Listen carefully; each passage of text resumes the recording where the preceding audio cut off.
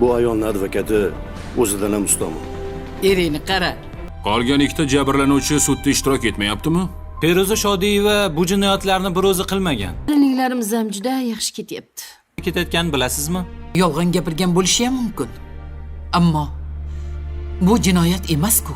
Bularga nisbatan boshqa da'voyingiz yo'qmi? Afzal aka yo'qlar, sudga ketganlar. Sodiq Turg'unovich menga o'z qo'li bilan topshirgan. Ichidagi bor narsa, umuman olganda hamma narsam sizniki degan. Advokat yaxshi tayyorlangan, xavotir olma. What if Nazokat's punishment is only the beginning of a much bigger storm? What if someone everyone forgot about suddenly returns, carrying a secret capable of changing the destiny of several families forever? Before we begin, tell us in the comments, do you believe Nazokat truly lost everything, or is she still hiding one final trump card? And who do you trust the most right now? Afzal, Farhad, Gaibula Aka, or Sadiq Boy? Episode 131 may begin immediately after the emotional courtroom scenes. Everyone leaves the courthouse believing justice has finally prevailed. Feruza Shodiyeva, known to everyone as Nazokat, and her son Javlon have been sentenced to 5 years in prison. The victims feel relieved, families begin healing, and many believe the nightmare is finally over. But Nazokat is not the kind of woman who accepts defeat quietly. As prison officers escort her away, she turns back and looks directly at Sadiq Boy. Her expression is strangely calm. Then she smiles. That smile makes Sadiq Boy uncomfortable, because it is not the smile of a defeated woman, it is the smile of someone who still knows something important. Later that evening, Sadiq Boy sits alone thinking about everything that happened over the last year. For the first time in many years, he feels lighter. He repaired his relationship with people he hurt, he apologized, he changed. He chose generosity over greed. Yet something inside him still feels unsettled. Suddenly, he receives a phone call, an unknown number. He answers. No one speaks. Only breathing is heard. Then a woman's voice says, "You think Nazokat was your biggest mistake. You still don't know the truth." The call disconnects. Sadiq Boy freezes. Who was that? And what truth is still hidden? Meanwhile, Afzal is experiencing the happiest period he has had in years. His business is recovering, the agreement regarding 50 houses has stabilized his finances, employees have hope again. For the first time, the future looks bright. But Tamer notices that Afzal has become too optimistic. She warns him, people who lose everything often become dangerous. Nazokat lost money, power, and freedom.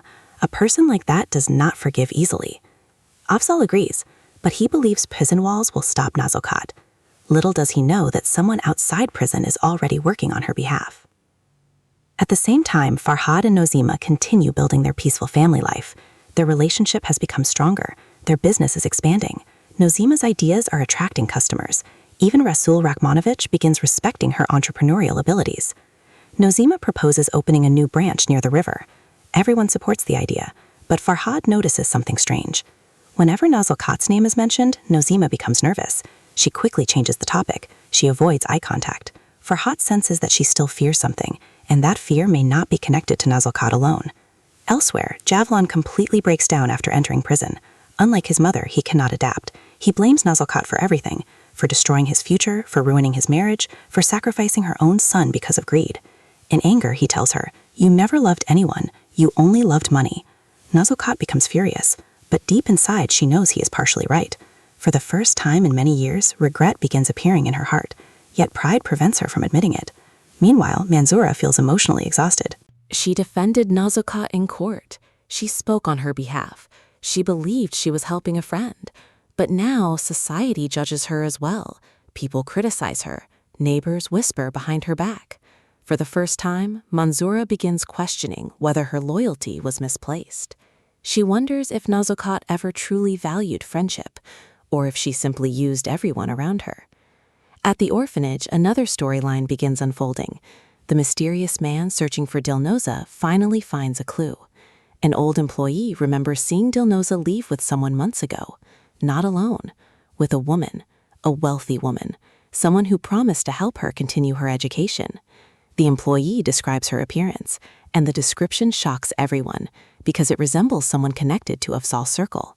The mystery deepens. Who took Dilnoza? Why was she hidden? And what role will she play in the future? At the end of the episode, prison officers inform Nazakat that she has a visitor. She looks surprised. Very few people remain loyal to her. She walks into the visitation room. She sits down. A person slowly appears from the shadows. Nazakat's eyes widen. She whispers, "Impossible. You?" The episode ends without revealing the visitor's identity, and viewers immediately begin asking, who is helping Nazakat now? The following day, tension rises inside several households. Sodiq Boy cannot forget the mysterious phone call. He visits Gaibullah Aka. For years, Gaibullah Aka has been the voice of wisdom, someone capable of understanding situations others cannot. After hearing everything, Gaibullah Aka becomes serious. He says, sometimes punishment does not end a story. Sometimes punishment only forces hidden enemies to reveal themselves. These words worry Sodiq Boy even more. Meanwhile, Afzal continues focusing on his projects. Construction is progressing, sales are increasing, employees are motivated. For the first time, he feels proud of how far they have come. But Jahangir discovers irregularities in financial records, small transactions, amounts that seem insignificant, yet they repeat regularly. Someone is secretly moving money. Afzal immediately begins investigating. He suspects sabotage, but he never imagined the culprit could be someone very close. At the same time, Nozima's dessert business keeps growing rapidly. Customers love the healthy products. Her idea of sugar-free desserts becomes popular. Even competitors begin copying her concepts. Rasul Rahmanovich finally acknowledges her talent. He says, "Perhaps I underestimated you." Nozima smiles, but internally she remains anxious because she is carrying another burden, a burden she has not shared with Farhad. Late at night, she secretly takes out an old envelope. Inside are photographs, letters, and one birth certificate. She stares at it. Tears fill her eyes. Someone enters the room unexpectedly. It is Farhad. Nozima quickly hides everything. Farhad notices. His suspicions grow stronger, but he chooses silence, for now. Elsewhere, Dilnoza's storyline becomes increasingly important. The mysterious man searching for her eventually receives an address. He travels there immediately, knocks on the door. A young woman opens it. He stares at her. She stares back. Neither speaks. Then he quietly says, "Dilnoza?" The girl becomes emotional and answers, "You came too late?" The audience immediately realizes this relationship may be much deeper than anyone expected. Perhaps father and daughter. Perhaps relatives separated by tragedy. Perhaps another secret linked to past events. Meanwhile, prison life starts affecting Nazakat psychologically. She pretends to remain strong, but loneliness slowly breaks her. People she trusted disappeared. Friends vanished. Only Manzoura continues visiting. One day, Nazakat asks, "Do you think anyone will wait for me?" Manzoura remains silent because she does not know the answer. For the first time, Nazakat experiences true isolation. Yet even then, her strategic mind continues working. She remembers documents, accounts, information, secrets that could destroy many people. If she cannot rebuild her own life, she may decide to ruin others, and that possibility terrifies everyone. At Sodiq Boy's house, happiness returns. His children proudly present their gift. The new car symbolizes gratitude, love, and family unity. Sodiq Boy becomes emotional. For years, he chased wealth, but today he understands something important. The greatest success is not money. It is having children who respect and appreciate their parents. However, just as the family celebrates, another surprise arrives.